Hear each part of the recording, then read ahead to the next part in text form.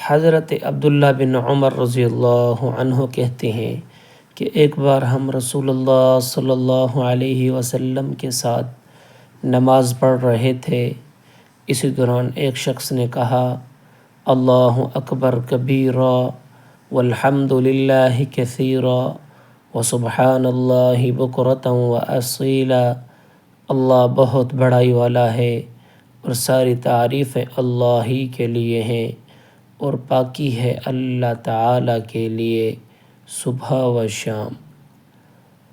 رسول اللہ صلی اللہ علیہ وسلم نے سنا تو پوچھا، ایسا ایسا کس نے کہا ہے؟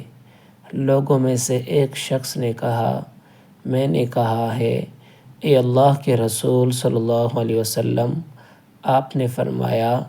میں اس کلمے کو سن کر حیرت میں پڑ گیا۔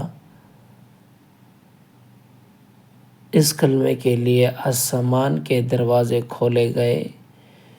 ابن عمر رضی اللہ عنہما کہتے ہیں، جب سے میں نے رسول اللہ صلی اللہ علیہ وسلم سے یہ بات سنی ہے، میں نے ان کا پڑھنا کبھی نہیں چھوڑا ہے۔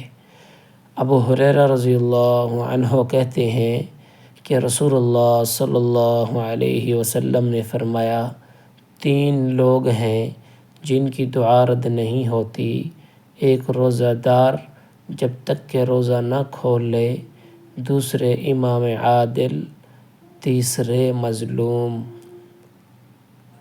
اس کی دعا اللہ بدلیوں سے اوپر تک پہنچاتا ہے، اس کے لیے آسمان کے دروازے کھول دیے جاتے ہیں، اور رب کہتا ہے، میری عزت کی قسم، میں تیری مدد کروں گا، بھلے کچھ مدت کے بعد ہی کیوں نہ ہو۔